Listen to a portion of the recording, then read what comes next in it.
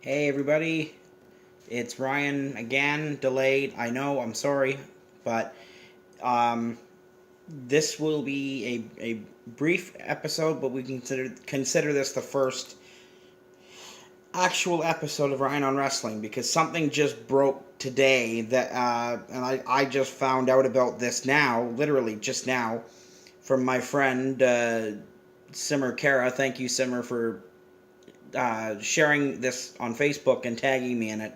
Uh, his Simmer's post was from Pro Wrestling Tees, their official Facebook site.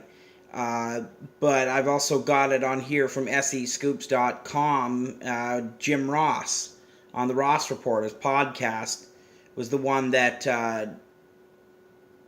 I guess publicly broke this just a little while ago.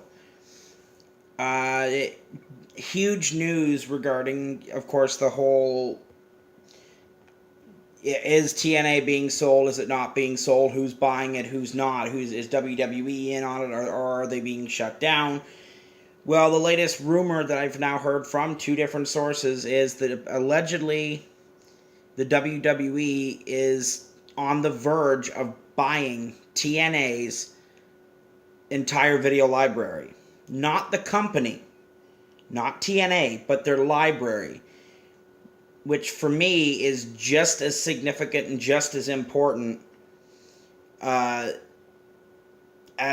just as important as buying the company itself.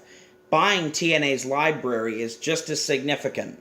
Now, this is what Jim Ross is saying. He says, this is JR here. He says, and I quote, sorry, Michael Cole, again, yes, I know. But anyway, WWE is allegedly very close to buying the TNA library, not the promotion, the TNA library. Obviously, with WWE Network, the TNA library could be a nice resource, a nice asset. Now, you know TNA does have some talent I'm sure WWE would like to have down the road, but now I hear that WWE and TNA have had talks about buying the library and that a deal is imminent. Now, it also states here that's huge, but it also states here that JR has stressed that this is just a rumor and has not been verified, and that his sources are very reliable. But however, his sources are very reliable, and but it's still a rumor. It hasn't been confirmed yet. But his sources are, quote, normally very, very reliable. JR, I tend to believe Jim Ross because of his reputation in the business. He's known for, usually what he says is kind of it's gospel. It ends up being true. So this article also says, besides his general connections in wrestling, both on the talent and front office side at one point, Ross was the point man for WWE's acquisition of video libraries. So he has the experience in doing such a thing. If anyone outside the company would be well sourced on those acquisitions, it would make sense that it would be Ross. Of course, the thing about this is Dixie Carter did say recently, publicly, that WWE was not purchasing their library. However, some 48 hours later,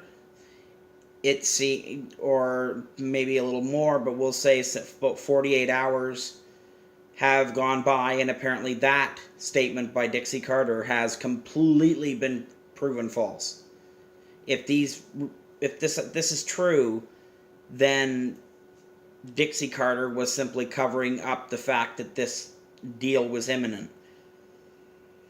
This talent meeting was conducted on Monday, so we're now looking at, this is Wednesday, so 48 hours. She apparently told, in the talent meeting, said that she would not let a sale to the WWE of their TNA library happen, so to speak. She's still the majority owner, so it's unclear why said conversation would happen if she wasn't considering making a deal. in the Pro Wrestling Tees post that my friend Simmer Kara sent me, it says that she would no longer, the Dixie Carter would also no longer be majority owner, and that Billy Corgan would not just be the president of TNA, but would take over the majority ownership. And it says in this SE Scoops column here, it kind of goes along with the same thing that the Pro Wrestling Tees article said, that Billy Corgan would essentially take over as majority owner and sort of take the company and make it his own. It says it's not. This suggests it's not the worst idea that if Billy Corgan is looking for a fresh start with a new name, new image, new everything by the sounds of it. So it sounds like if this deal goes through, Dixie Carter's totally out as majority owner. Billy Corgan is in as majority owner. My question is, even though WWE may not be purchasing the company itself, but the entire TNA library, does this mean TNA as we know it and have known it for almost 2 decades is effectively over? Has Vince McMahon done it again? And once again, to quote him from 2001 in his purchase of WCW on Raw, in his promo, crushed the competition? Has he once again crushed his competition? Only time will tell if there is indeed validity to it. It sounds as if there probably is, but nothing confirmed as of yet. But if this is the case, this is another, for me, significant moment in wrestling history, that once again Vince McMahon has bought out what essentially is direct competition, even though that TNA hasn't been competition for WWE in quite some time. But if this goes through, this is another huge moment in the history of this business. I only have information, obviously, from what I've read through a couple different sources, but it appears that it's all but confirmed that WWE has purchased the entire TNA video library.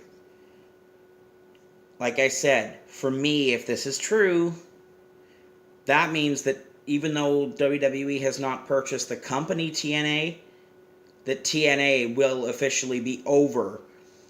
Billy Corgan it will be the same company with Billy Corgan running it, but it'll probably, as it says, new name, new image, everything. It won't be TNA.